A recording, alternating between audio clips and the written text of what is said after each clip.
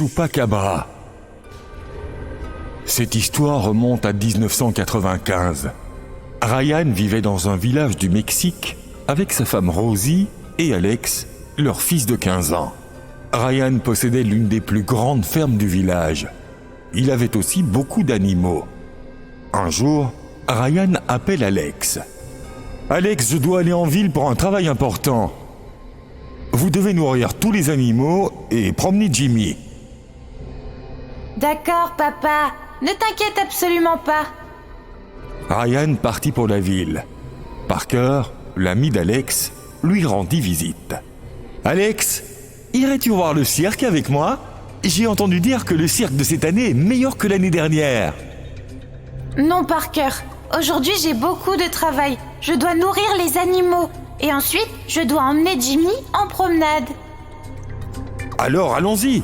Je vais t'aider à nourrir tes animaux et ensuite, nous irons voir le cirque. Et nous emmènerons Jimmy avec nous. Ce sera sa promenade. Comment Jimmy va-t-il rester là-bas ? Ils ne le laisseront pas se promener avec nous.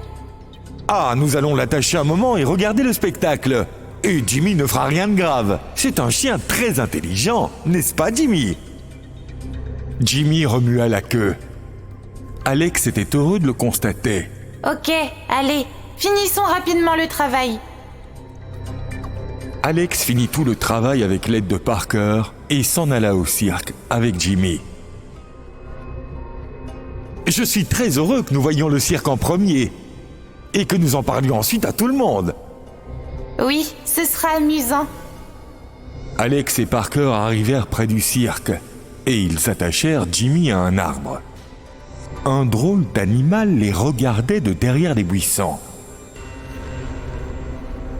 Il avait des dents pointues et des yeux brillants. Alex et Parker attachèrent Jimmy et allèrent voir le spectacle. Jimmy fut attaché, coincé là, regardant autour de lui. Le spectacle avait commencé et tout le monde était maintenant dans le cirque. Jimmy regarda l'étrange animal derrière les buissons. Il se mit à aboyer bruyamment et à tirer vigoureusement sur sa corde. Cet étrange animal sortit et se tint devant Jimmy. Il avait l'air effrayant. Ses yeux étaient rouges et ses dents étaient pointues. Il fixa Jimmy. Du sang coulait de ses dents. Jimmy se mit à lui aboyer dessus et à tirer sur sa corde aussi fort qu'il le pouvait. Alex et Parker ne pouvaient pas l'entendre. Ils profitaient du cirque. Lorsque Alex dit à Parker... Parker, je devrais vérifier si Jimmy va bien. Reste là, j'irai le voir. Le spectacle final n'est pas encore terminé. Ok, reviens vite. Parker sortit du cirque et jeta un coup d'œil vers Jimmy. Puis, il vit la corde attachée à l'arbre et Jimmy avait disparu. Il a peut-être filé dans les buissons. « Hé, Jimmy! Jimmy, où vas-tu? Attends !» Parker courut derrière Jimmy et s'enfonça dans les buissons à son tour. Parker chercha Jimmy, en vain. « Où es-tu parti, Jimmy? Que vais-je dire à Alex ?» Parker revint sur ses pas et trébucha sur quelque chose. En se relevant, il réalisa que c'était le corps de Jimmy, en sang et tout desséché.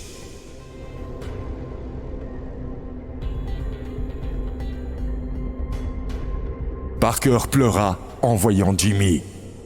« Que t'est-il arrivé, Jimmy? Qui t'a fait ça ?» Parker pleurait et cette créature effrayante regardait Parker et se mit à grogner. Parker entendit le grognement.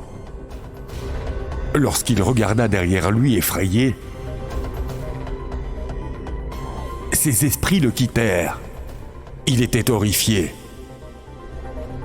La créature le poursuivit, lui sauta dessus et lui attaqua le dos. Parker tomba au sol et se mit à halter violemment. L'animal enfonça ses ongles pointus dans le cou de Parker et but son sang. Parker hurla, mais l'animal ne s'arrêtait pas. Alex attendait toujours Parker et il était inquiet de son retard. Il se fait tard. Pourquoi Parker n'est-il pas revenu alors que le spectacle final est sur le point de commencer? Alex sortit du cirque et se lança à la recherche de Parker. Parker? Où es-tu? Parker? Alex se rendit compte que Jimmy n'était plus attaché à l'arbre. Bouleversé, il chercha partout, mais ne vit personne. Alors il courut à la maison et raconta tout à son père. « Ne t'inquiète pas, Alex. Dis-moi, l'as-tu cherché chez Parker ?» Oui, papa. Il n'est pas rentré chez lui. J'ai très peur. Papa, Jimmy a aussi disparu. Rosie vint à eux en panique. « Savez-vous qui est de retour au village ?» « De quoi parles-tu, Rosie? Dis-moi !» Aujourd'hui, une femme est arrivée du village voisin. Elle raconte que le Chupacabra attaque dans son village et boit le sang des animaux et des humains. Ryan se mit à pleurer à cette nouvelle, et Alex fut inquiet de voir ses deux parents bouleversés. Que se passe-t-il, papa? Qui est de retour? De qui parlez-vous? Chupacabra. Chupacabra? Oui, Chupacabra. Sa dernière visite remonte à 10 ans. Il y a eu tellement de dégâts à l'époque. Mais qui c'est, papa? Alex, c'est un animal maléfique. On dit qu'il se remplit l'estomac pour 10 ans et il revient pour se remplir l'estomac pour les 10 années suivantes. Il tue des humains et des animaux et boit leur sang. Alex est effrayé et se met à pleurer. Papa, Parker et Jimmy ont disparu. Ne serait-ce pas cet animal? Ne t'inquiète pas, Alex. Nous les retrouverons. Viens avec moi. Non, vous n'irez nulle part en ce moment. J'ai très peur. Ne panique pas, Rosie. Ferme juste la porte de la maison.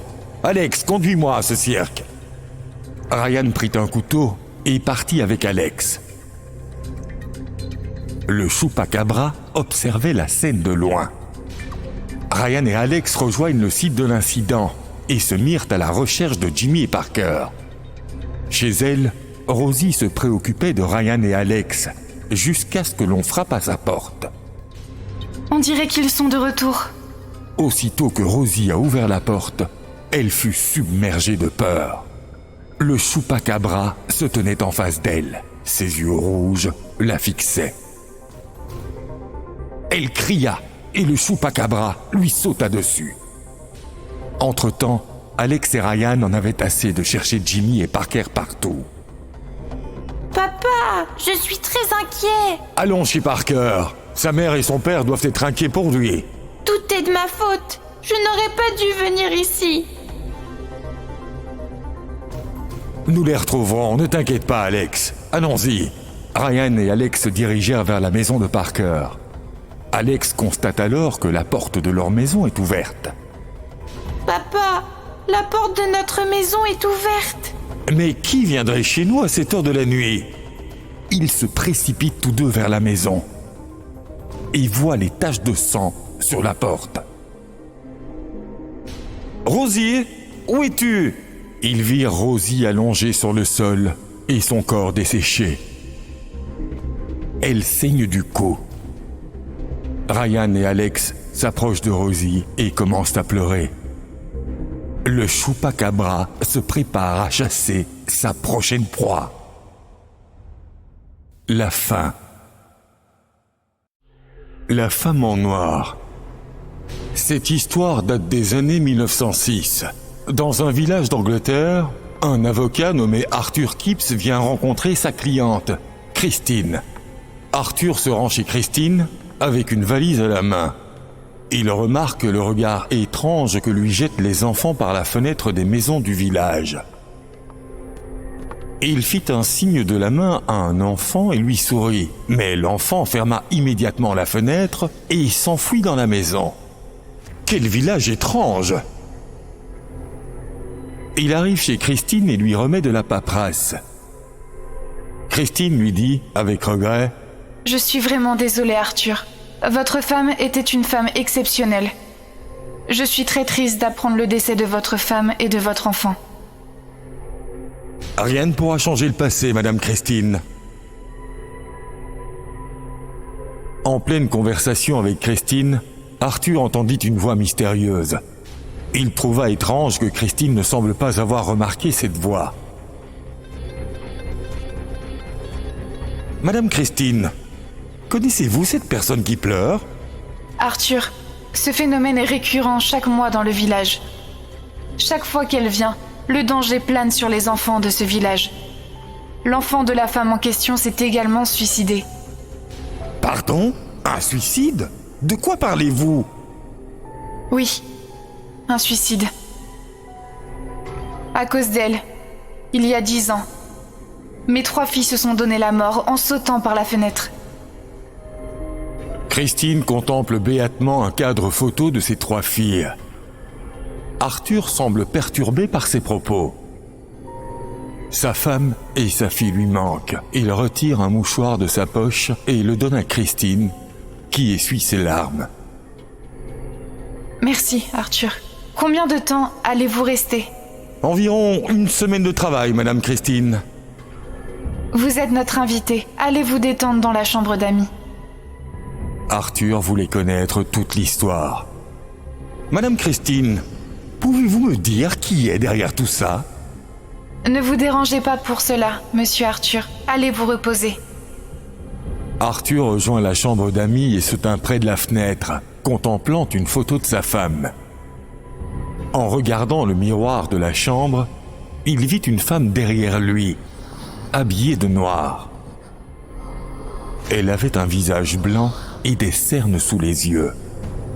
Aussitôt qu'il se retourna, il n'y avait plus personne derrière lui. Arthur était confus. Il regarda par la fenêtre. Il vit la même femme assise, vêtue des mêmes vêtements sombres. Arthur y accourut avec sa lanterne et constata qu'il n'y avait plus personne.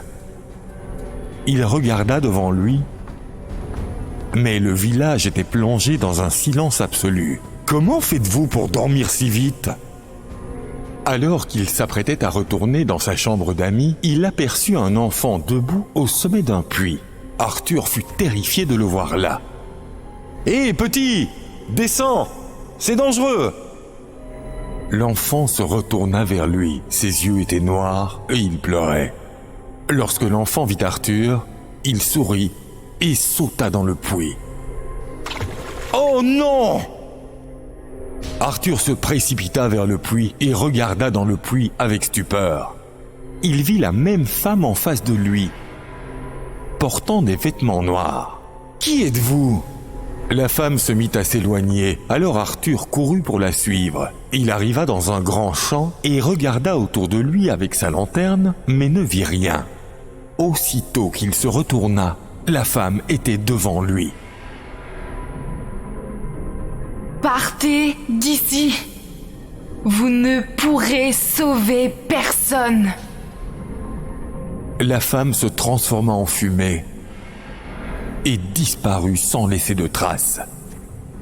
Le lendemain, Arthur fut bouleversé par la mort de cet enfant. Et chaque jour, un autre enfant disparaissait. Arthur devenait fou. Qu'est-ce qui ne va pas, monsieur Arthur ? Vous ne dormez pas bien la nuit ? Pourquoi vous sentez-vous si malade ? Voyez-vous, Madame Christine, j'ai vu cette femme de nombreuses fois portant des vêtements noirs. Qui est-elle ? S'il vous plaît, dites-moi, sinon cela me rendra fou. Mon esprit est accablé par tout cela. Christine, voyant l'état d'Arthur, le fit asseoir et lui donna un verre d'eau. Buvez de l'eau, monsieur Arthur. Arthur but l'eau et regarda Christine. Cette femme est connue dans ce village sous le nom de la femme en noir. Elle vivait dans ce village. Elle avait 2 enfants. Son mari est mort et elle aimait beaucoup ses enfants. Elle a dû laisser ses enfants seuls à la maison pour travailler. Un jour, ses enfants sont tombés dans un puits en jouant et aucun villageois ne prêtait attention à ses enfants. De retour chez elle, après le travail, elle remarqua que ses enfants n'étaient pas à la maison. Elle rassembla les villageois et se mit à la recherche des enfants. Elle découvrit que ses enfants sont tombés dans un puits et qu'ils sont morts. Elle devint folle de rage et exprima sa colère aux villageois, leur reprochant de négliger ses enfants. Alors, elle aussi se jeta dans le puits. et mourut. Depuis lors, chaque fois qu'elle vient au village pour pleurer ses enfants, les enfants des villageois commettent des suicides. Arthur devint encore plus contrarié en écoutant Christine. Je comprends votre ressenti, Arthur, mais vous ne pourrez pas l'affronter. Elle est très puissante. C'est dans votre intérêt de quitter ce village. Non, Madame Christine, je ne peux continuer ainsi. J'ai vu ces parents qui ont perdu leurs enfants. J'ai perdu ma propre femme et mon enfant. Je ne peux quitter ce village sans avoir résolu ces meurtres. Je vous comprends, Arthur. Mais vous ne pourrez pas l'affronter. Elle est très puissante. Partez d'ici. Arthur, rien ne changera ici. Arthur retourna vers sa chambre d'amis. Il faisait sombre. Il entrait dans sa chambre et regardait par la fenêtre. Et de nouveau, il vit cette femme en noir. « Je ne vous laisserai pas tuer un autre enfant aujourd'hui !» Arthur se précipita vers la femme en noir. Aussitôt, elle avait disparu. Il vit alors un enfant quitter de chez lui et il courut vers le puits. Arthur courut vers lui, le prit sur ses genoux et se sauva. Voyant cela, la femme en noir, furieuse, fonça sur lui et le poussa. Arthur tomba au sol et se heurta la tête à une pierre. L'enfant se releva et marcha vers le puits sous l'influence de la femme en noir. Arthur se releva et courut pour sauver l'enfant, mais l'enfant avait déjà sauté. Je te l'ai dit. Tu ne pourras sauver personne.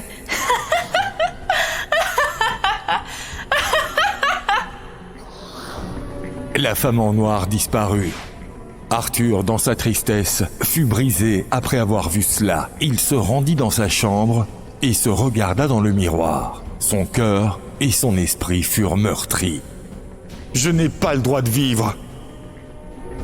Je dois mourir. » Arthur monta sur le toit de sa chambre, se jeta de là et mourut. Christine ne comprit pas la décision d'Arthur. L'ombre de la femme en noir ne cessa jamais de hanter ce village et à ce jour, les enfants de ce village ne sont pas à l'abri de ses méfaits. La fin. Le pont du port de Sydney. Sydney, année 1970. David Freeman menait une vie heureuse avec sa famille. Sa fille Luna représentait toute sa vie. Au revoir ma chérie. Au revoir papa. Luna était une petite fille très capricieuse. Elle adorait aider sa mère. Mais chaque jour, Luna devenait muette un bon moment. Lorsqu'elle voyait la photo de son grand-père, Ralph Freeman. Luna aimait beaucoup cette photo. Elle voulait tout savoir sur son grand-père. « Maman, à quoi ressemblait grand-père ? Ton grand-père était très gentil. Il a construit le célèbre pont du port de Sydney. Il a même reçu un prix. Je connais toutes ces choses. Dis-moi quelque chose de nouveau. » Luna, je t'ai dit autant que je savais. Si tu veux en savoir plus, demande à ton père. Je lui ai demandé plusieurs fois. Mais il me dit toujours la même chose que toi. On dirait que vous ne savez rien de grand-père. Il vaudrait mieux que tu ne saches rien de plus sur lui pour le moment. Agacée, Luna partit. Elle savait que sa mère et son père lui cachaient quelque chose. Mais quoi ? Luna entreprit de rassembler des informations sur son grand-père. Elle fit des recherches sur son grand-père dans les vieux journaux. Que fais-tu ? Je lis de vieux journaux. Mais pourquoi ? Pour en savoir plus sur grand-père. Bella fut contrariée de le découvrir. Tout ce qu'elle craignait arrivait. Cette nuit-là, Bella informa David des recherches de Luna. La curiosité de Luna ne cessera de grandir.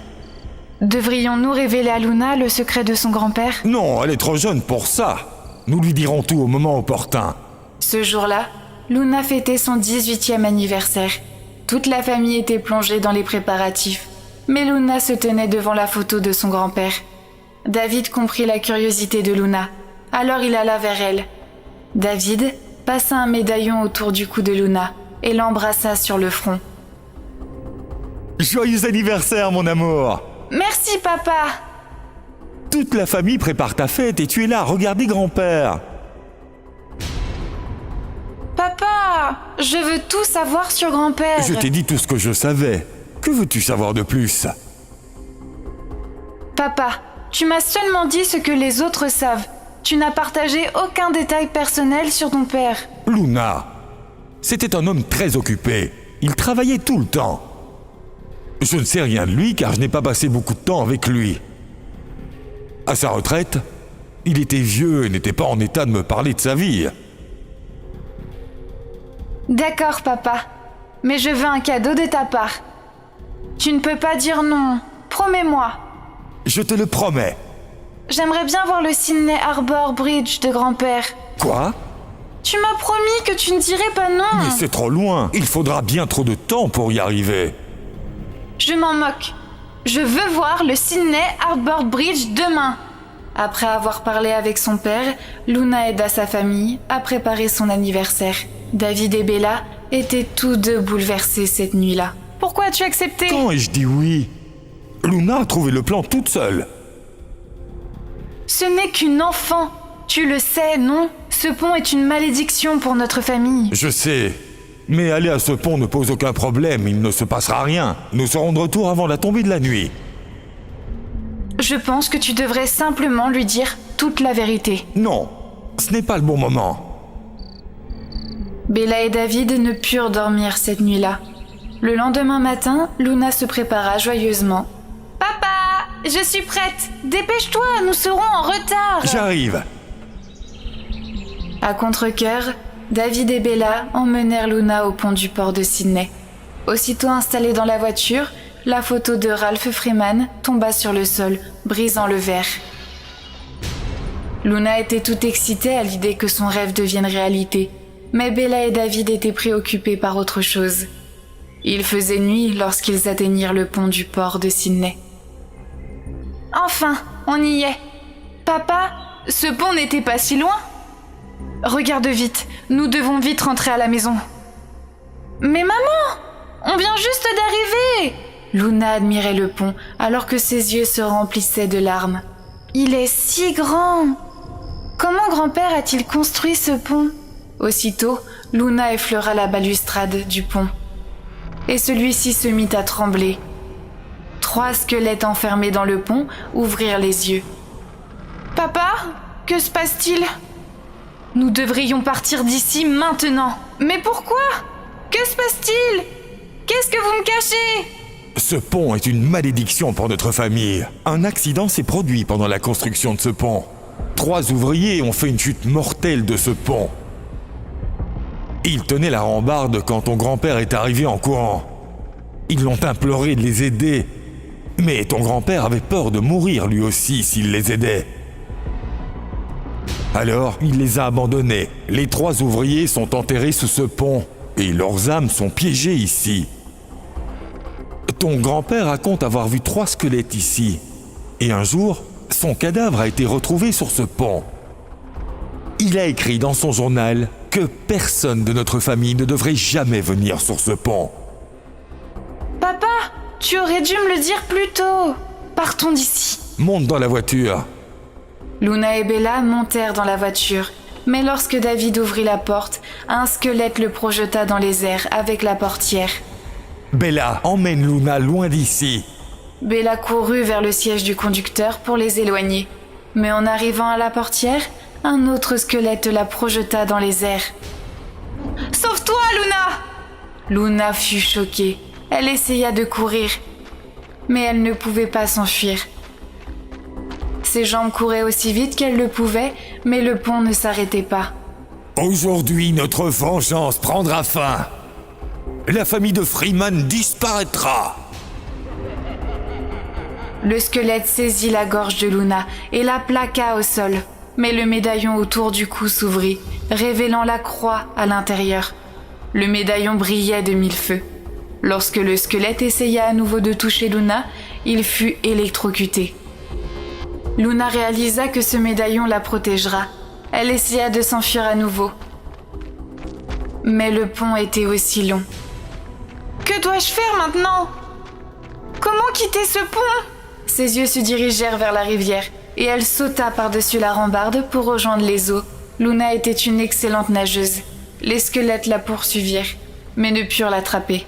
Elle traversa la rivière à la nage pour se réfugier en lieu sûr.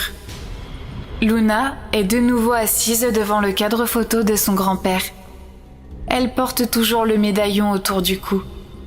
Mais elle n'a plus 18 ans, mais 70. Elle pleure à chaque souvenir de l'accident survenu au port de Sydney. Se rendre sur ce pont a été la plus grosse erreur de ma vie. Pardonne-moi, grand-père, maman, papa, je suis désolée. Le village de Kuldara.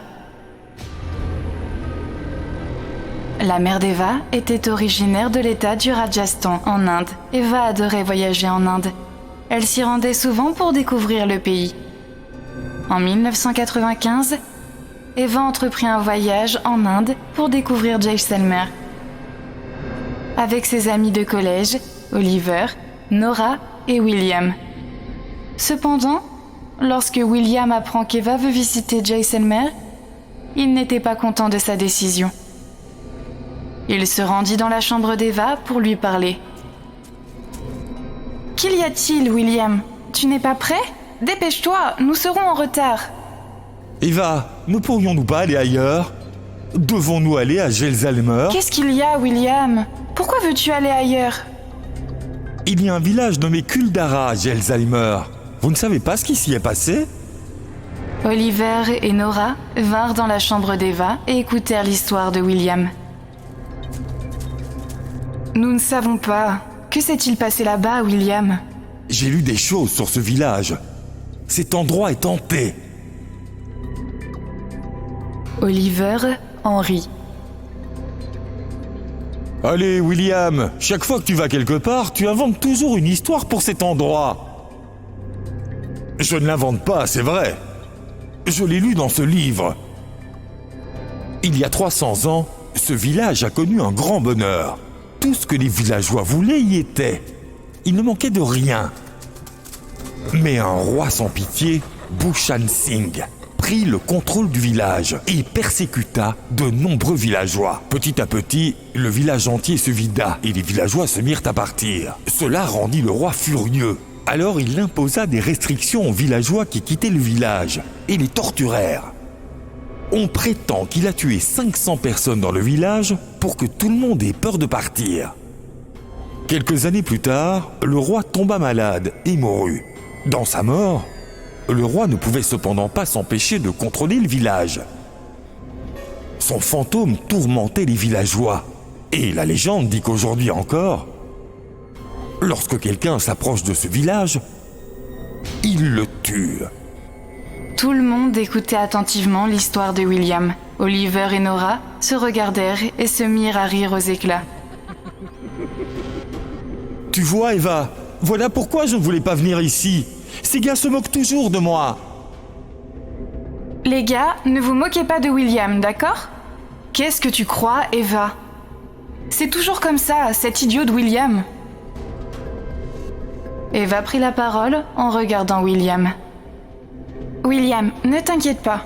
Nous n'irons pas près du village de Kuldara. D'accord, Eva, si tu le dis. Allons faire du tourisme. Eva alla visiter Jaisalmer avec des amis. Elles firent le trajet toute la journée. Le soir, alors qu'ils rentraient à l'hôtel, ils virent sur leur chemin un panneau indiquant le village de Kuldara. Oliver arrêta la voiture au panneau et William se mit à paniquer. S'il te plaît, ne plaisante pas, Oliver. Allons-nous-en d'ici. Je suis vraiment effrayé. Et il ne se passera rien. Faisons juste un tour du village. Nous resterons dans la voiture. Ouais, allons-y. Oliver pressa la pédale et conduisit à l'intérieur du village. Le village entier était désert. Il faisait sombre. Des chauves-souris volaient partout. Au loin, on pouvait entendre un chat miauler. Oliver s'arrêta et sortit de la voiture. Nora descendit avec lui. À l'aide de leurs torches, ils se mirent à explorer le village tout entier. Oliver, partons d'ici. Ce n'est pas prudent de s'arrêter ici. William, il n'y a rien ici. Sortons, allons-y. William et Eva descendirent aussi de la voiture pour voir les alentours. William aperçut une statue brisée au bout du faisceau de sa torche. Soudain, les yeux de l'idole se mirent à briller en rouge. William fut terrifié. Partons d'ici, s'il vous plaît. Je suis vraiment effrayé. Allez les gars, allons à l'hôtel maintenant. Allez, Oliver. Ces chats effrayés ne nous laisseront pas faire quoi que ce soit d'aventureux.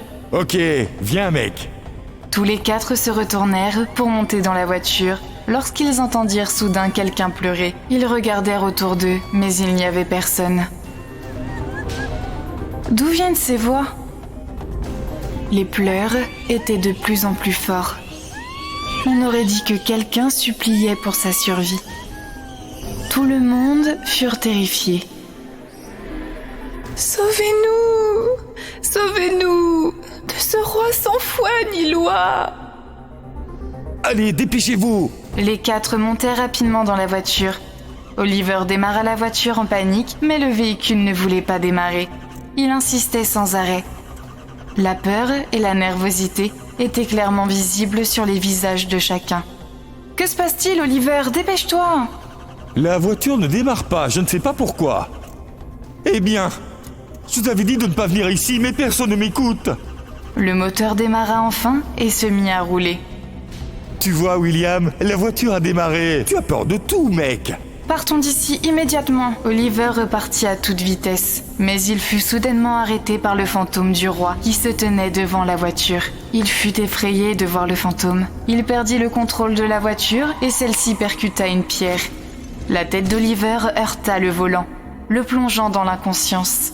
Alors que tout le monde reprenait ses esprits, le regard de Nora se posa sur Oliver, inconscient.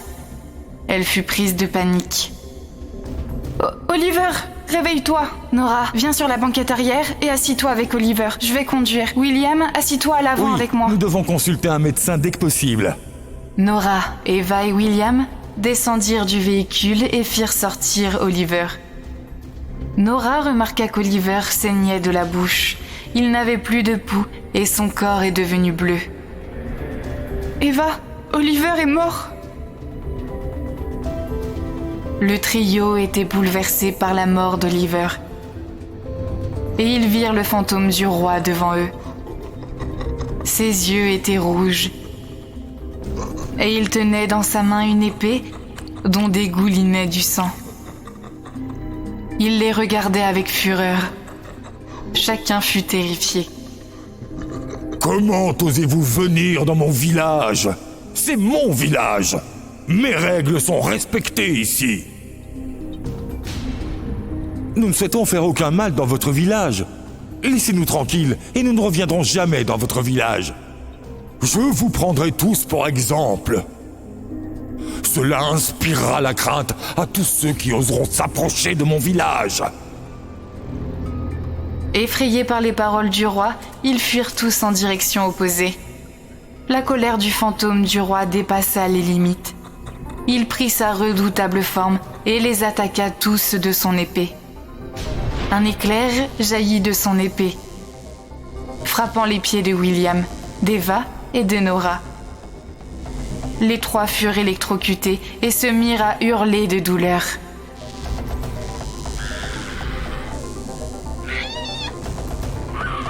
Nora mourut sur le coup. Le roi éclata de rire. William et Eva ne tentèrent plus de fuir. Ils se mirent à genoux et supplièrent de leur laisser la vie sauve. « S'il vous plaît, laissez-nous partir !» Le roi étrangla Eva de ses mains, la projetant dans les airs. William saisit une opportunité de s'échapper et prit la fuite. Eva suffoqua et son visage devint bleu. Sa jambe trembla violemment alors qu'elle se débattait. Son corps devint flasque. William courut précipitamment vers la sortie du village. Tu ne pourras pas me fuir. Je te détruirai! Le roi se transforma en fumée et courut vers William. William sauta à travers le mur du village et se heurta à une pierre. William se retourna et vit le roi qui fonçait vers lui sous forme de fumée. Il paniqua. Le roi atteignit le mur du village, mais ne put le franchir. William poussa un soupir de soulagement. Restez loin de mon village! Le roi disparut en fumée. William revint à l'hôtel en pleurant et déplorant la mort de ses amis, et ne fut plus jamais le même. Le fantôme sous le lit. Cette histoire date des années 80. Un père de famille nommé Alex travaille à la périphérie de sa ville natale, Londres. Il recherche une maison à louer pour sa femme Daisy et leur fille Lucy, âgée de 15 ans. Il entend parler d'une maison à louer abordable pour eux et il y emmène Daisy et Lucy pour la leur montrer. « Daisy, cette maison est idéale pour toi et pour Lucy. Il y a de la sécurité ici. Et ce n'est pas loin de l'épicerie. Et je peux aller au travail en voiture et revenir à la maison. J'aime cet endroit. » Oui, Alex, on sera tous les deux à l'aise ici. Ne t'inquiète pas du tout. Concentre-toi sur ton travail. Il y a un lit dans une pièce de cette maison. Daisy fait le tour de la maison, mais elle ne voit aucun autre meuble que ce lit. Elle demande à Max, le courtier, « Pourquoi ce lit est-il conservé ici? Il n'y a pas d'autres meubles là. Nous avons déjà un lit. Nous ne voulons pas de ce lit. » « Madame, quand Thomas, le propriétaire de cette maison, a déménagé, il a laissé le lit ici. Vous pouvez l'utiliser si vous voulez. »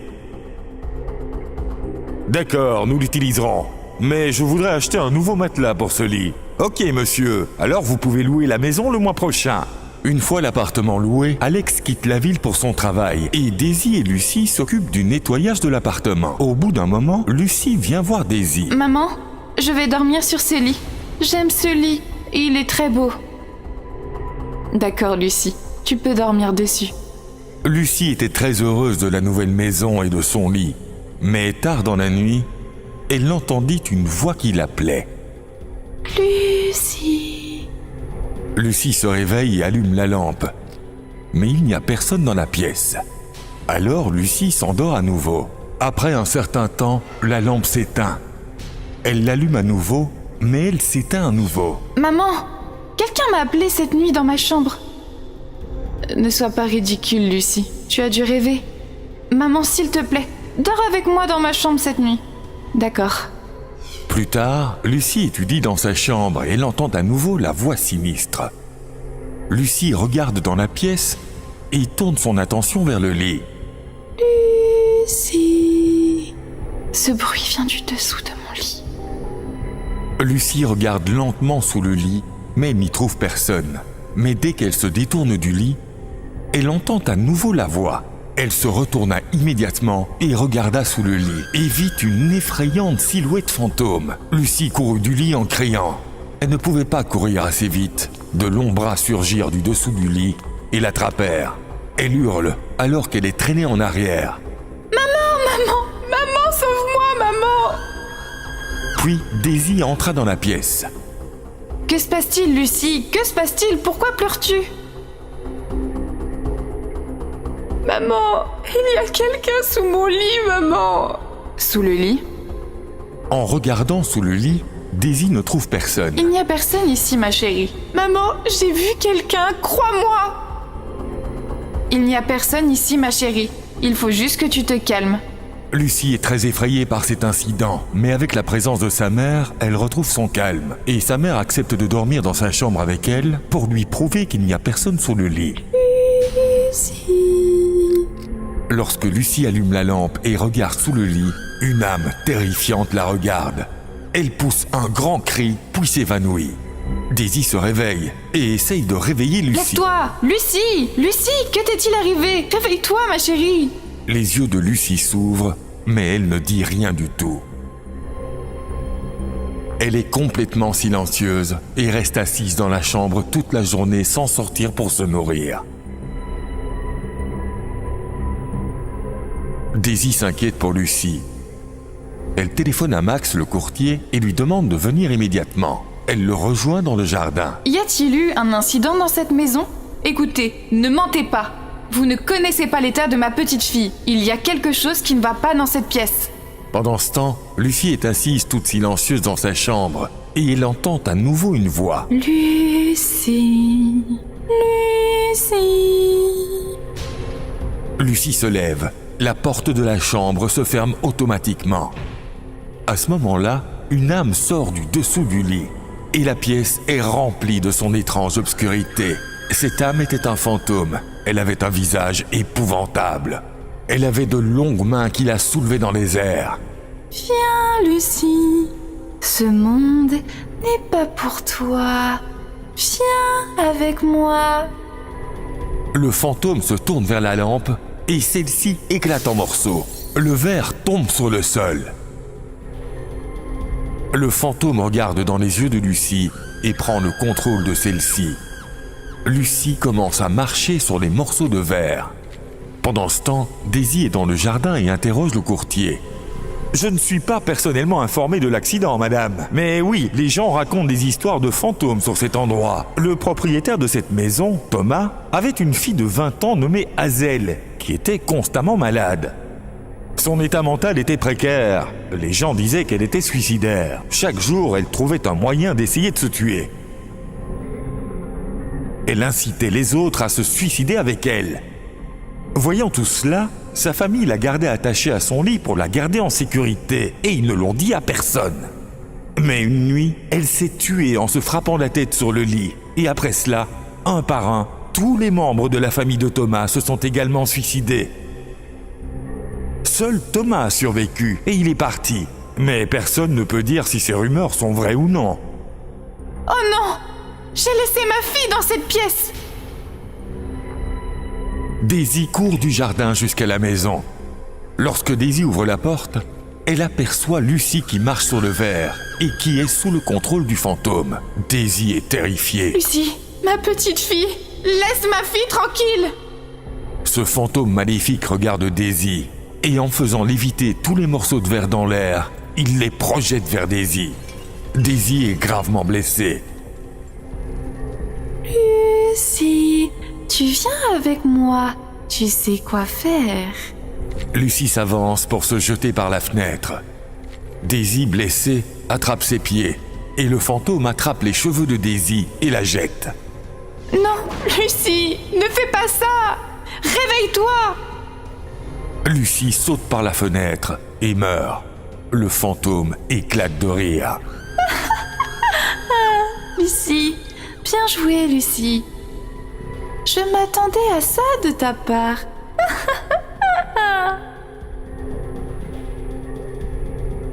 L'état mental de Daisy se dégrade. Max monte à l'étage et voit que Daisy pleure beaucoup et que Lucie est morte. Il informe Alex et celui-ci rentre à la maison et pleure beaucoup. Il a tué ma fille. Ma fille s'est aussi suicidée. Je dois aussi mourir. Tout le monde doit mourir. Cependant, le fantôme la regarde. La fin. La main léchée. Cette histoire date de 1956. Anna vivait avec toute sa famille dans une petite ville de Chicago. Elle avait 12 ans et avait un chien de compagnie répondant au nom de Tom. Elle l'aime beaucoup. Anna emmène Tom partout et passe tout son temps avec lui. Ce jour-là, les parents d'Anna se préparent pour un voyage. Anna, tu devrais vraiment venir avec nous. Nous ne pouvons pas te laisser ici toute seule. Oh, maman, je ne suis pas une enfant. Je peux prendre soin de moi et de cette maison. Allez-y sans moi et ne vous inquiétez pas. En plus, Tom est avec moi, nous irons bien. Tout ira bien, Rosie. Anna, tu peux rester. Nous serons de retour demain matin. C'est seulement pour une nuit. Allons-y, Anna. Verrouille toutes les fenêtres et les portes, ok? Ok, papa. Les parents d'Anna s'éloignent. Anna s'installe confortablement sur le canapé et allume la radio. Elle continue à écouter des histoires d'horreur en compagnie de Peter. Oh waouh, Waouh, c'est mon émission préférée. Mais maman et papa ne me laissent jamais l'écouter. Mais aujourd'hui, je peux faire ce que je veux. Alors, je vais écouter des histoires d'horreur aujourd'hui. Anna monte le son de la radio et l'émission commence. L'histoire d'aujourd'hui est assez intéressante, car il semble qu'elle soit inspirée d'une histoire vraie. C'est l'histoire de la rue Halsey dans la ville de Chicago. Waouh, c'est ma rue. Alors je vais entendre l'histoire de la rue Halsey aujourd'hui. Oh, je suis très excitée. Cet incident s'est produit il y a une vingtaine d'années. Un homme ordinaire nommé Walter vivait dans la rue Halsey. Il n'avait pas de famille, alors il adopta beaucoup de chiens.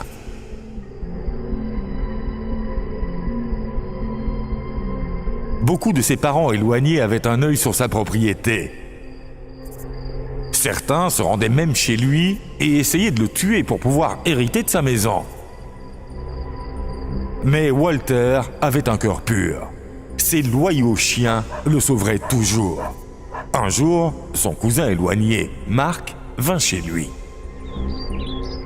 Mark voulait s'approprier des biens de Walter, et une nuit, Mark entra dans la chambre de Walter et mit du poison dans son eau.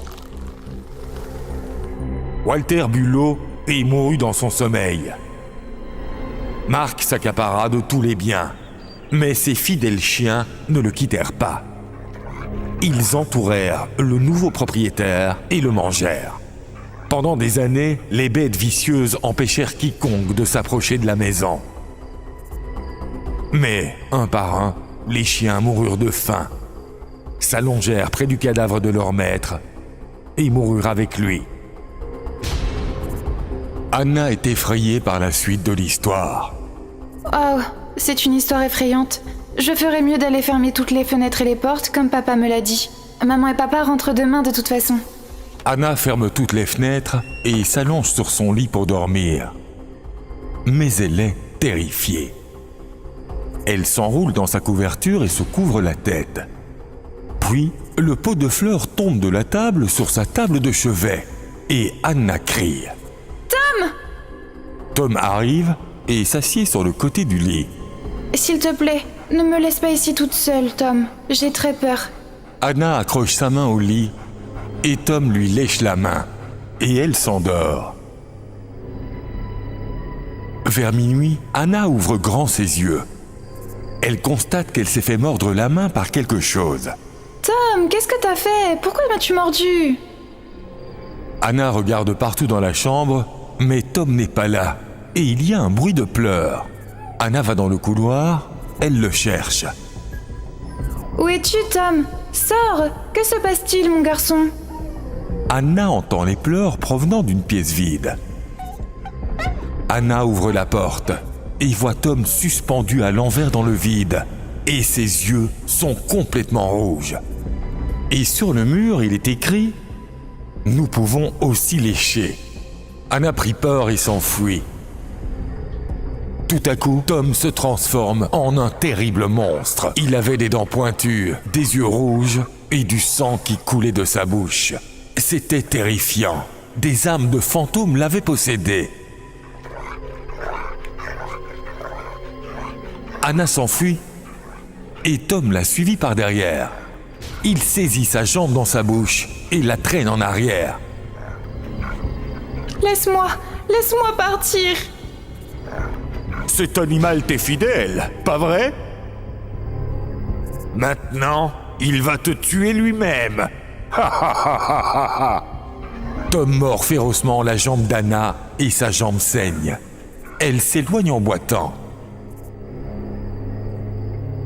Tom détruit toute la maison. Laisse-moi, Tom, s'il te plaît, laisse-moi partir. Tu es mon fidèle Tom. Reconnais-moi. Tom la fixe du regard. Anna se calme, pose sa main tremblante sur sa tête et le caresse.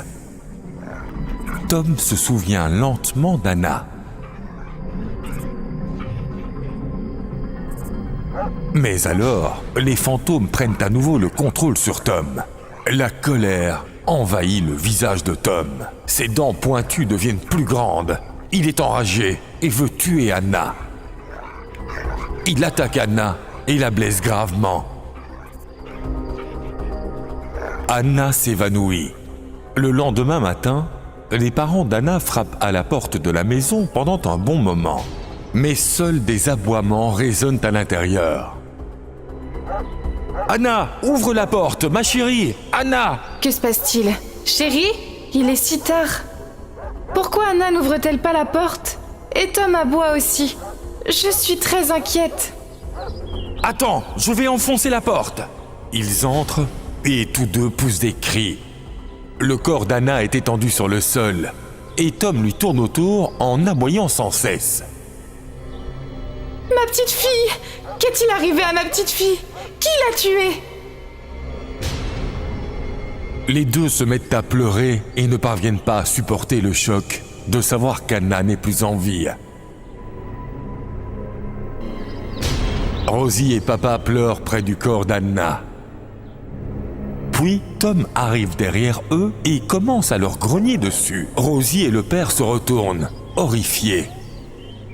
Et sont surpris de voir Tom. Puis Tom se rapproche lentement d'eux. Qu'est-il arrivé à Tom? Pourquoi nous regarde-t-il comme ça? Ils regardent tous les deux Tom. Tom, assis! Tom, que t'est-il arrivé? Je t'ai dit de t'asseoir, assis! Tu ne m'as pas entendu, Tom? Tom leur saute dessus. Et tous deux se mettent à crier. Aussitôt, tous les oiseaux s'envolent et on entend tous les chiens de la ville hurler. Et les parents d'Anna meurent aussi comme Anna. La fin. La momie. Cette histoire date de 1995. Max vit à Chicago. Il travaillait dans un célèbre musée de Chicago. Un jour, Max discute avec son assistant Sheldon. Et devant eux est posé un cercueil blanc. « Sheldon, cette momie vient d'Égypte. On dit qu'elle a 1000 ans. C'était un roi très dangereux. On dit que ce roi a enterré 100 personnes vivantes dans les murs de sa tombe. Monsieur, j'ai aussi entendu dire que mourant, ce roi a dit à son peuple qu'il reviendrait certainement gouverner son royaume. » Quoi? Même après la mort? Quel roi arrogant il était! Je pense qu'il a laissé la gloire lui monter à la tête. Oui, vous avez probablement raison. Peut-être qu'avec lui ici, notre musée va devenir célèbre lui aussi. Oui, c'est l'idée. Demain, je demanderai au patron où l'exposer. Il est temps de fermer le musée. Finissons notre travail. D'accord, monsieur. Nous déciderons du nouvel endroit où exposer la momie demain. Allons finaliser les papiers de livraison. Max et Sheldon retournent à leur bureau pour finir la paperasse. Mais lorsqu'ils quittent la pièce, le cercueil commence à faire un bruit de raclement. Ses yeux s'ouvrent de couleur rouge sang, sombre et effrayant. Il brise le cercueil blanc en morceaux et se lève, balbutiant vers la porte, comme s'il fouillait chaque pièce pour échapper à sa mort tourmentée. Jusqu'à ce qu'il trouve un moyen de sortir du musée.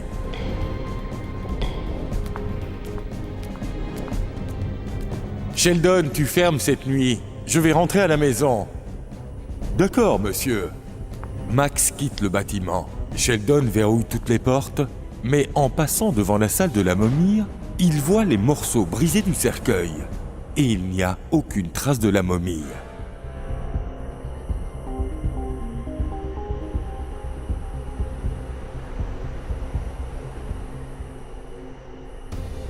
Une traînée d'empreintes ensanglantées mène de pièce en pièce dans le musée.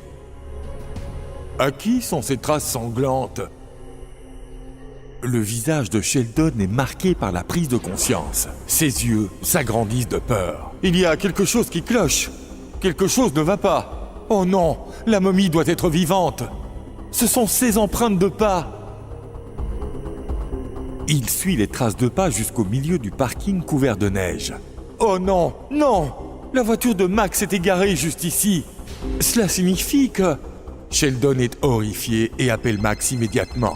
Max décroche le téléphone. Sheldon lui demande avec inquiétude « Monsieur, où êtes-vous ?»« Qu'est-ce qu'il y a, Sheldon? Je suis sur Baker Street. »« Mais pourquoi es-tu si inquiet? Monsieur, La momie n'est pas dans son cercueil. Elle n'est pas dans son cercueil? Où est-elle alors? Où êtes-vous? De quoi tu parles, Sheldon? Non, monsieur, vous ne comprenez pas ce que je dis. Je ne comprends pas, Sheldon. Je vous appellerai de la maison. Monsieur, écoutez-moi au moins. Puis, la momie s'assied à l'arrière de la voiture de Max. Ses yeux sont sanglants, son corps entier est couvert de bandages. Max hurle en la voyant. Tu as raison, Sheldon, elle est dans ma voiture. Max perd le contrôle de la voiture et s'écrase contre un arbre. Monsieur, je vous rejoins tout de suite. Sheldon retourne en courant au musée pour prendre ses clés. Mais il attrape aussi une boîte de sel dans son bureau. Puis il court vers sa voiture. Max est gravement blessé, sa tête saigne. Quand il se lève lentement et regarde derrière lui avec inquiétude, il ne voit personne. Il ouvre la porte et se met à boiter et à courir. Puis la momie surgit devant lui. Max est horrifié. Il ramasse un bâton et frappe le visage de la momie. Mais la momie bouge à peine et le bâton se brise en morceaux. La momie retire lentement ses bandages de son corps. Max court, mais la momie utilise ses bandages comme une corde pour attraper les jambes de Max. « Sauvez-moi! Laissez-moi! Laissez-moi partir! Laissez-moi partir !» Max s'effondre en courant. Il commence à supplier pour survivre. « Non! Laissez-moi partir! Laissez-moi !» Comme je l'ai promis, je reviendrai et ne laisserai personne en vie. Personne. Avec un pouvoir surnaturel, la momie jette sa corde de bandage sur une branche d'arbre et tire Max dans les airs. La momie touche l'arbre de sa main et les branches s'étendent autour de Max, l'attachant fermement dans les airs. Le sang des mains de la momie tache l'arbre en rouge. Max est terrifié. « Sauvez-moi! Sauvez-moi! Au secours! Au secours !» Une autre bande de tissu s'enroule surnaturellement autour de la bouche de Max, qui ne peut plus parler. Non loin de là, Sheldon conduit rapidement. La route est complètement déserte. Quand il aperçoit Baker Street, il voit Max attaché à des branches, suspendu à un arbre, et la momie a mis le feu à l'arbre. Sheldon est déterminé à sauver son patron. Il fonce en fonçant son véhicule dans la créature bandée. La momie se brise en morceaux, déchirée membre par membre, et tombe sur le sol. Sheldon sort de sa voiture endommagée et rejoint Max. « Monsieur, est-ce que vous allez bien? Attendez, je vais vous faire descendre. » « Tu arrives juste à temps, Sheldon. Cette chose était sur le point de me tuer. » Puis, les parties éparpillées de la momie sur le sol commencent à se recréer. Sheldon est choqué de voir ça. La momie devient encore plus terrifiante après avoir assemblé toutes les parties. « Sortez maintenant, monsieur, nous n'avons pas le temps. » La momie se lève et se place derrière Sheldon et lui attrape le cou, lui brisant les os. Max se débat pour sortir, mais la momie le devance. Max tremble de peur. La momie retire ses bandages de son corps et les bandages enveloppent Max, s'enroulant de plus en plus, appuyant sur son cou, ses bras. Sheldon est allongé sur le sol, abasourdi, incapable de se lever. Mais il se rappelle du sel qu'il a inexplicablement pris dans son bureau. Il attrape le sac et le jette sur la momie. La momie hurle d'agonie, tandis que son corps est brûlé par le sel. Puis ses bandages prennent feu et la momie rétrécit et disparaît sous terre. Sheldon sort Max. « Monsieur, vous allez bien ?»« Oui, je vais bien, Sheldon. Je ne sais pas comment ça se serait passé si tu n'étais pas venu. Monsieur, que faisons-nous de cette momie ? Nous ne pouvons pas la laisser comme ça. Renvoyez-la d'où elle vient. Nous n'en voulons pas dans notre ville. Et rappelez-vous, ne parlez de cet incident à personne. Je ne veux pas que les gens entendent parler en mal de notre musée. » Plus tard, des gens sortent le cercueil de la momie du musée.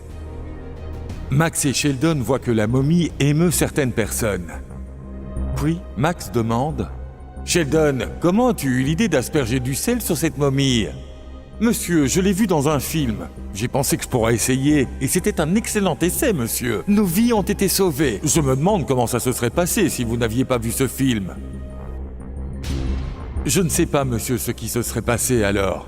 Ils se regardent mutuellement et poussent un soupir de soulagement en voyant la momie disparaître.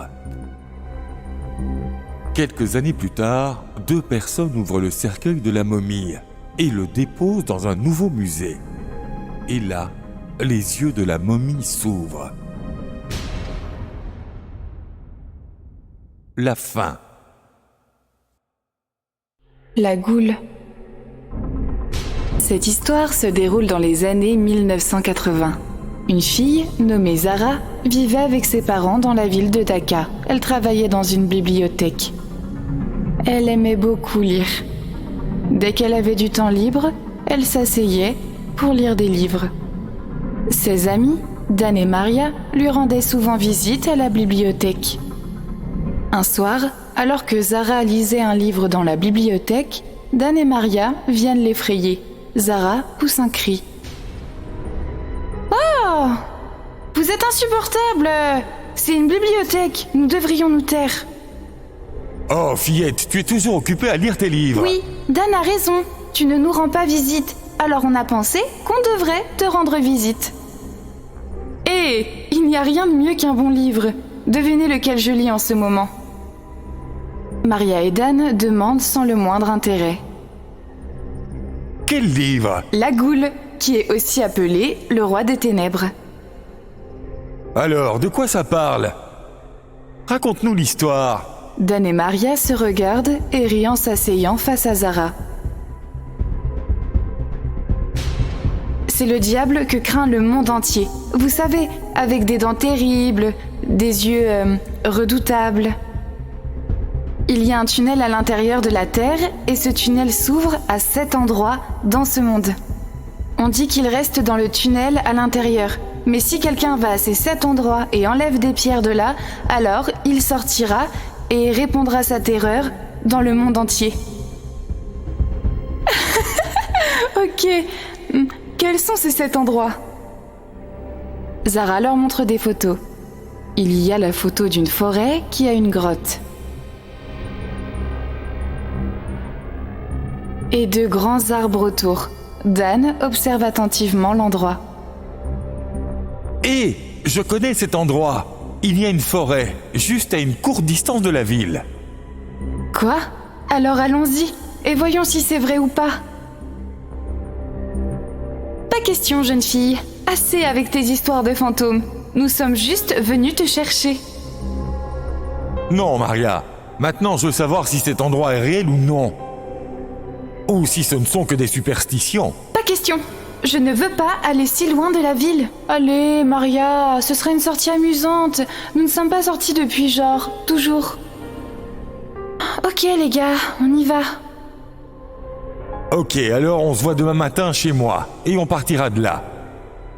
Ok, je suis très excitée. Voyons ce qui va se passer. Le lendemain, Dan, Maria et Zara partent à la recherche de la grotte. Alors qu'ils approchent de la grotte, Dan ouvre le livre et essaie de faire correspondre la grotte et l'image indiquée. Regarde, ça ressemble exactement au dessin du livre. À l'extérieur de la grotte, il y a ces pierres, mais il n'y a rien de tel dans le livre. Enlevons ces pierres. Maria est effrayée. J'ai tellement peur, mec. Et s'il y avait une vraie goule ici? Et si elle sortait et nous mangeait ou quelque chose comme ça? Zara et Dan se moquent d'elle et commencent à déplacer les pierres.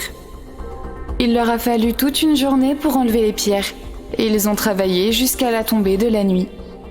Après avoir enlevé toutes les pierres, ils voient une porte à l'intérieur de la grotte. Ils voient une image étrange ressemblant à un animal. Allons-y, vous n'en avez pas vu assez? Partons d'ici, quelle perte de temps! Comme ça, maintenant que nous avons fait tout ce chemin, nous ne partirons qu'après avoir tout vu. Aussitôt que Zara touche la porte, un bruit de grognement retentit à l'intérieur. L'œil de la créature brille en rouge et elle court vers la porte. Zara et Dan ouvrent la porte un peu plus. Maintenant, la porte est ouverte et je ne vois personne. Allons-y, je ne veux pas gâcher davantage notre journée. Lorsque Maria se retourne et se remet à marcher, une terrible créature grimpe sur Maria et rugit. Maria se retourne et la regarde. Elle n'avait jamais vu une chose aussi horrible. Dan et Zara voient la goule et sont pétrifiés de terreur. Dan, Zara, sauvez-moi! La goule est vraiment là! Sauvez-moi, s'il vous plaît!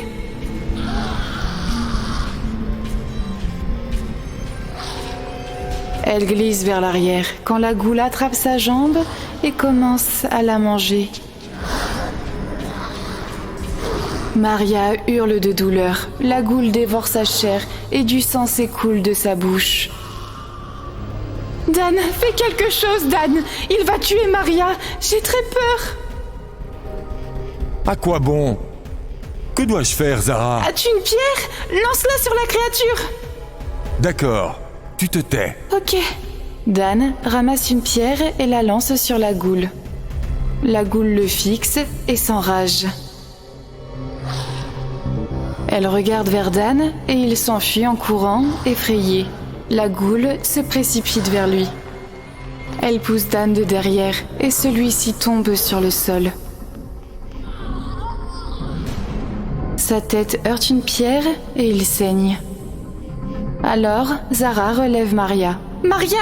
Réveille-toi, Maria! Je suis terrorisée, Zara! Il va nous tuer!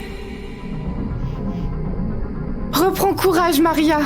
Ne vois-tu pas qu'il est terrifiant? J'ai très peur. Nous n'aurions pas dû venir ici. J'ai très mal à la jambe. Je ne pense pas que je pourrai remarcher aussitôt. Non, Maria, ne dis pas ça. Nous allons y faire face, ensemble. Calme-toi, je vais trouver une solution. Zara trouve un livre tombé et se plonge dans une lecture sur la goule. Elle est surprise en le lisant. Maria, il n'y a qu'un seul moyen d'apaiser la goule. Sauf si quelqu'un se sacrifie devant elle et qu'elle ne mange pas sa chair. Jusque-là, elle ne s'arrêtera jamais. Dan ouvre les yeux. Il a été blessé à la tête. Il se lève et s'enfuit effrayé. Dès qu'il prend la fuite, il réalise que la goule se tient devant lui. Non! Laisse-moi partir! Non! La goule le regarde avec colère.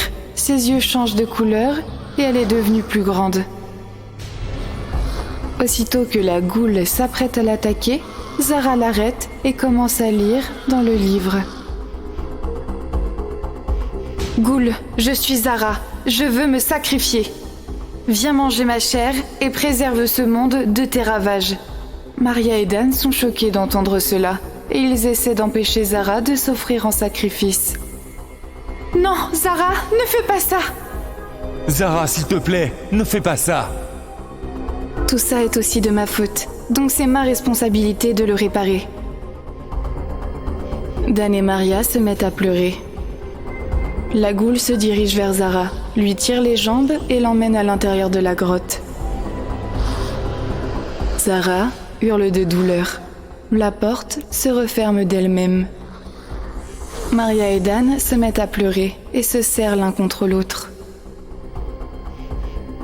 Je n'aurais jamais pu imaginer que pareille chose nous arriverait. Nous devrions partir d'ici, Dan. Zara s'est sacrifiée pour nous sauver la vie. Nous devons respecter cela. Dan acquiesce en pleurant, continuellement. Tu as raison, Maria. Partons d'ici. Fin. Le djinn. Cette histoire se passe en 1926. Mes deux parents venaient de mourir dans un accident. Et je vivais à Bagdad avec ma grand-mère Sabina. Je voulais savoir de quelle façon mes parents étaient morts. Mais ma grand-mère me donnait toujours une excuse. Même à 15 ans, lorsque je suis entré en 8e année. « Grand-mère, maintenant je dois aller dans un autre village pour étudier. Bénis-moi !» Oui, mon fils. Étudie bien et fais des progrès. Par quel moyen iras-tu à l'école? Grand-mère, je vais prendre le sentier près de l'étang à l'extérieur du village. Le sentier? Le chemin qui longe cet étang? Non, ne va pas près de cet étang. Mais pourquoi, mamie? Je n'ai pas à répondre à cette question. Si je dis non, alors la réponse est non. Ne t'approche pas de cet étang. Ce jour-là, ma grand-mère a refusé de me laisser aller près de l'étang. Mais j'ai gardé ce souvenir en tête et j'ai décidé d'aller à l'école par ce chemin. Finalement, je me suis fait 2 super amis, Afren et Hamza. Tous les 3, nous avions l'habitude d'aller à l'école par le chemin près de l'étang. Tu sais quoi, Omar? Ma mère dit qu'un génie vivait près de cet étang. Il y a de nombreuses années, il a mangé beaucoup de gens. Plus tard, il a été saisi dans un petit pot et jeté dans ce lac. Impossible, Afren. C'est peut-être pour ça que ma grand-mère m'interdit toujours de venir ici. Mais je pense toujours que c'est un endroit très calme. Mes amis et moi avons continué à discuter en marchant. Puis, Afren remarqua 2 yeux noirs qui nous fixaient depuis l'eau de l'étang. Afren le vit en premier, qui la regardait fixement. Elle se détourna, effrayée. Qui est là? Qui est là? Il n'y a personne, Afren. Tu as dû voir ton reflet dans l'eau. À ce moment, sur le sentier, nous avons vu une femme qui pleurait. Elle était assise là, dans des vêtements déchirés, et elle pleurait à voix haute. Hé, pourquoi pleure-t-elle? Omar, ne t'approche pas d'elle, nous ignorons qui elle est. Je suis déjà effrayée, il commence à faire sombre. Partons d'ici et rentrons à la maison. Comment peux-tu parler comme ça? Afren, tu es une vraie poule mouillée. Nous sommes tous les 2 avec toi. Puis, nous nous sommes approchés de la femme qui pleurait. Pourquoi pleures-tu? Je n'ai pas réussi à attraper un seul poisson aujourd'hui. Le peu d'argent que j'avais est tombé dans l'étang. Maintenant, qu'est-ce que je dois dire à mon patron? Mes enfants vont mourir de faim, donc je vais mourir ici en premier, en sautant dans cet étang. Non, s'il te plaît, ne fais pas ça. Dis-moi où tu as perdu ton argent, je vais te sortir de cet étang et nous allons t'aider à pêcher du poisson. De quoi tu parles, Omar? L'obscurité monte, et souviens-toi, grand-mère t'a dit de ne pas aller dans l'étang. Ça n'a pas l'air normal, partons d'ici. Reste ici et tais-toi, il n'arrivera rien. Je ne rentrerai pas chez moi sans avoir aidé cette dame. Mais nous ne savions pas que ces 2 yeux nous observaient. En dehors du champ de vision, il y avait un léger mouvement dans l'eau de l'étang. Une ombre étrange remontait lentement à la surface. Elle ressemblait à une espèce de serpent au début, puis s'est transformée en lézard. Elle changeait de forme, encore et encore. Afren se retourna et ne vit plus rien. Je ne suis pas à l'aise avec tout ce qui se passe ici. Omar et Hamza, allons-y. Restez debout sans bouger, je vais dans l'étang. J'ai retiré ma chemise et mes chaussures et j'ai plongé dans l'eau. L'eau bougeait comme des vagues et c'était comme si on me tendait un petit pot directement dans ma main. Et qu'est-ce que c'est? Un pot? Ça a l'air plutôt sympa. Je vais les ramener à la maison. J'ai trouvé les pièces de la femme au même endroit sous l'eau. Je les ai rendues à la vieille femme et elle a repris la pêche. J'ai montré le pot à mes amis, mais dès que la femme le vit, ses yeux devinrent rouges et elle se mit à rire aux éclats. Des vents forts se mirent à souffler tout autour et il y eut une soudaine agitation dans l'eau de l'étang. Regardez! Tu as trouvé le pot. Après 200 ans, je retrouve ce pot aujourd'hui. Je savais que tu réussirais. Maintenant, donne-moi ce pot. 200 ans plus tard? De quoi parlez-vous? Bref, ce pot est à moi. Je l'ai sorti de l'étang. Je ne le rendrai pas. Je vous avais dit que quelque chose clochait ici, n'est-ce pas? Maintenant, allons-nous-en d'ici. Nous 3 avons pris la fuite. Et la vieille femme a pris la forme d'un chien et nous a couru après. Ses yeux étaient si effrayants. Tout à coup, des ailes lui ont poussé. Elle s'est transformée en un énorme faucon et m'a arraché le pot des mains pendant que nous courions. Arrêtez de courir, le pot est à moi maintenant. Aujourd'hui, après 200 ans, je rencontrerai enfin le génie une fois de plus. Il m'a juste fallu être très patiente. Après avoir dit tout cela, elle est redevenue une femme et a ouvert le couvercle du pot. Dès que le pot a été ouvert, une forte fumée en est sortie et nous a entourés. Un très grand homme bleu est apparu, dont le haut du corps était partiellement visible et le bas du corps ressemblait à la queue enfumée d'un serpent.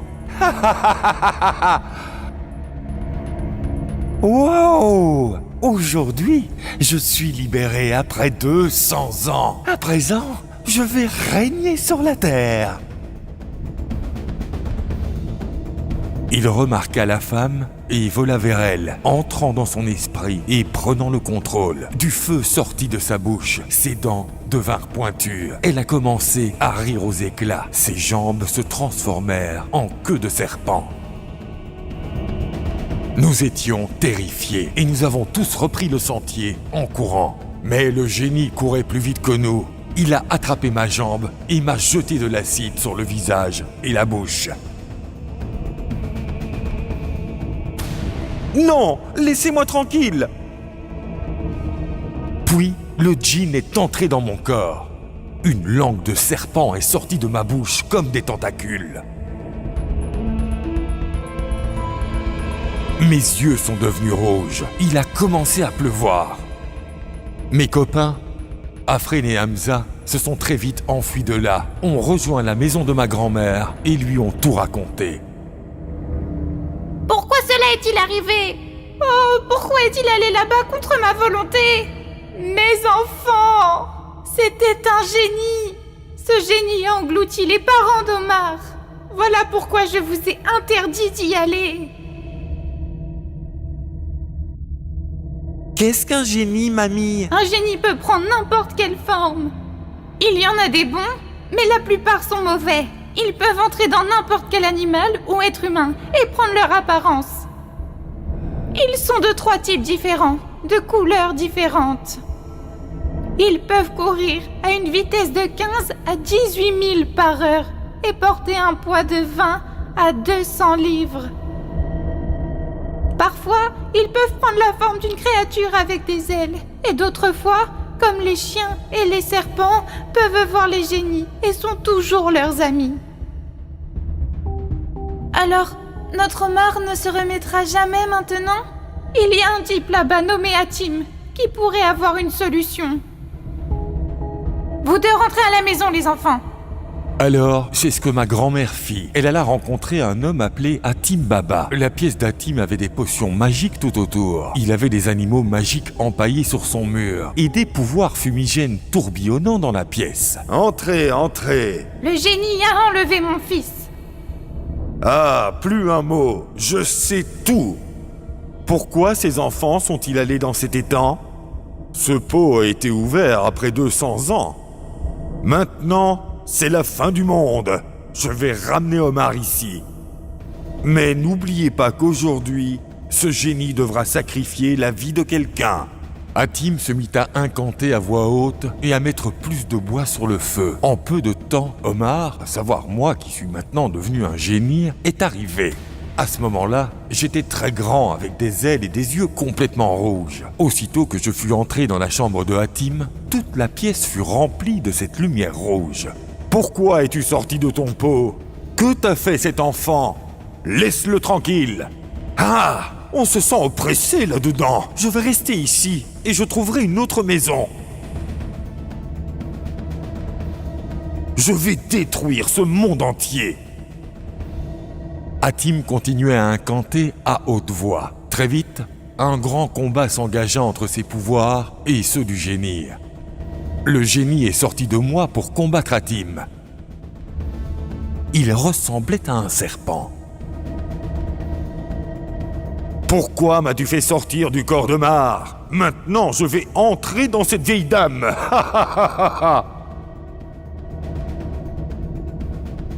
Avant qu'Hatim ne puisse faire quoi que ce soit, le génie usa de ses pouvoirs maléfiques pour entrer dans le corps de ma grand-mère. Mamie tomba d'angoisse. J'étais triste. Hatim entreprit de capturer le génie dans une théière. « Quittez cette vieille dame ou je vais devoir vous emprisonner dans ce pot !»« Non ! Qu'est-ce que vous faites ? Ne m'emprisonnez pas dans ce pot. Je vais quitter cette vieille dame. Je ferai tout ce que vous voudrez. Dorénavant, vous serez mon maître. » Mais Hatim continua à réciter l'incantation en continu, et le génie sortit lentement du corps de la grand-mère et fut aspiré dans le pot comme une fumée. Et ma grand-mère mourut. Ta grand-mère est morte, Omar. Inutile de pleurer maintenant. Tu aurais dû lui obéir. Maintenant, va-t'en d'ici, toi aussi. Je n'ai jamais oublié ce génie. Et je réalise qu'à cause de mon erreur, ma grand-mère a quitté ce monde. Le monde des djinns est très dangereux. La fin. Le démon aux yeux noirs. Cette histoire se déroule dans les années 1980. Kevin vivait au Texas avec sa femme Rachel, son fils James et sa fille Emma. C'était l'hiver et toute la famille rentrait tard dans la nuit. Sommes-nous arrivés à la maison, papa ? J'ai très sommeil. Ne dérange pas papa, ma chérie. Il conduit. Chérie, tu peux compter jusqu'à 10 et nous serons probablement à la maison. Emma commence à compter. 1, 2, 3, 4, 5, 6. Kevin a arrêté la voiture dès qu'elle a dit 6. Papa, je n'ai pas encore fini de compter. Devant la voiture se trouve un enfant frissonnant, debout sur la route. Restez dans la voiture, je vais découvrir ce qui se passe. Sois prudent, Kevin. Je le saurai, tu restes avec les enfants. Kevin va vers l'enfant qui se tient debout, le visage baissé. Que se passe-t-il, mon fils ? Quel est ton nom ? Et où sont tes parents ? Je m'appelle John. Mon papa et ma maman m'ont dit de les attendre ici. Nous sommes très pauvres. Je suis debout depuis ce matin et ils ne sont pas encore arrivés. L'enfant fixe Kevin. Il ressent de la pitié pour lui. Allons-y, tu peux venir chez nous aujourd'hui. Viens. Kevin fait monter John dans la voiture et raconte tout à Rachel. Mais Kevin, comment peut-on emmener l'enfant de quelqu'un d'autre chez nous ? Et si ses parents viennent le chercher ? Je n'en sais rien, Rachel, mais nous ne pouvons pas le laisser ici dans le froid. Kevin prend la route et tous rentrent à la maison. James et Emma fixent John. John entre silencieusement dans la maison. Dès qu'il entre dans la maison, il regarde le lustre. Un sourire diabolique traverse son visage. Kevin se tenait juste en dessous. James et Emma, voici John. Et aujourd'hui, vous allez partager votre chambre avec lui, d'accord ? Ok, papa. James chuchote à Emma. Il est vraiment étrange. Pourquoi est-ce qu'il contemple la maison ? Je ne sais pas, mon frère. Peut-être qu'il n'a jamais vu une si grande maison. Viens, John, on va te montrer notre chambre. John, viens d'abord manger quelque chose. Non merci, je n'ai pas faim. John, Emma et James entrent dans la pièce. Étrange, il était seul sur la route depuis le matin et il dit maintenant qu'il n'a pas faim. Cela ne semble pas normal. Toi aussi, Rachel ? Viens, j'ai très sommeil. Alors que Kevin et Rachel se dirigent vers la chambre, le lustre suspendu tombe du toit. Les deux tremblent de peur. Tu vois, je t'ai dit que quelque chose clochait. Il n'y a rien d'anormal, je vais bien. La vis a dû se desserrer dans le lustre. Heureusement que les enfants n'étaient pas là. Maintenant, nettoyons avant que les enfants ne tombent sur ce désordre. À ce moment-là, John les regarde tous les deux avec ses yeux noirs effrayants et s'en va en souriant. Emma ne parvient pas à dormir. Elle est trop excitée. Va dormir, Emma. Pourquoi sautes-tu ? Frère, raconte-moi une histoire, veux-tu ? Je dormirai alors. Puis, John entre l'air normal. Est-ce que je peux raconter une histoire ? Emma et James regardent John alors qu'il commence à raconter l'histoire. Il y a 11 ans, une femme nommée Hélène arriva dans cette ville. Elle était très pauvre et cherchait du travail. Un jour, Hélène rencontre un homme appelé Peter. Peter est né avec des yeux noirs. Et sa famille s'appelait Satan.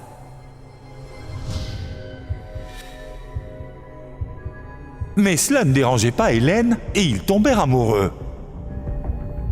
Après quelque temps, ils se sont mariés. Ils eurent un fils 1 an plus tard. Penses-tu qu'il serait mauvais ? Des événements étranges et néfastes se produisaient chaque fois que leur famille se rendait quelque part. Ils étaient chassés des villes et des villages. Hélène mourut suite à ce bouleversement. Même Peter ne put supporter le choc. Il donna à son fils tous ses pouvoirs maléfiques pour se venger de cette ville. Et Peter, lui aussi, se donna la mort. Aujourd'hui, chaque fois que ce gamin se rend chez quelqu'un, c'est le chaos. Et il venge désormais sa famille, la ville entière, et il continuera à le faire. Emma et James écoutent attentivement l'histoire et ils sont terrifiés. Qui était cet enfant, John ? John la regarde et ne dit rien. Il est temps d'aller dormir, Emma. Il est minuit. Tout le monde s'endort et les yeux de John s'ouvrent. Il a des yeux noirs et un sourire diabolique sur le visage. Maintenant, il est temps pour vous de dormir pour toujours. Rachel se réveille, puis réveille Kevin. Réveille-toi, Kevin. Je ne parviens pas à dormir. Un enfant inconnu est dans la chambre de mes enfants. Ok, allons voir si tout le monde est endormi ou pas. John pousse Emma et James du lit. Qu'est-ce que tu fais, John ? Est-ce le moment de plaisanter ? Emma se met à pleurer. Kevin et Rachel se précipitent en entendant la voix d'Emma qui pleure. Dès qu'ils ouvrent la porte, ils tombent des nues. James et Emma pleurent à chaudes larmes. Maman, John nous a frappés. Lorsque Kevin et Rachel regardent John, les yeux de John deviennent noirs et il rit à voix haute. En m'invitant dans votre maison, vous avez provoqué votre malheur. Désormais, tout est voué à l'échec dans cette maison. Kevin court furieusement vers John. Mais il est soudainement rattrapé par les yeux maléfiques de John. Les yeux de Kevin deviennent aussi noirs. Et il prend un couteau. Ne réfléchis pas, Kevin. Obéis. Kevin court en colère vers Rachel et l'attaque. Rachel s'enfuit avec les 2 enfants, mais John se jette sur elle. Laisse-nous tranquilles, nous t'avons aidé, laisse-nous partir. Puis, Kevin la poignarde dans le dos avec le couteau. Il est toujours sous le contrôle de John. Kevin tue également James. Puis John se tourne vers Kevin. John fait un signe de la main et Kevin saute du toit de sa maison et meurt lui aussi. John quitte furtivement la maison et transforme Emma comme lui. La nuit suivante, un homme nommé Max rentrait du bureau.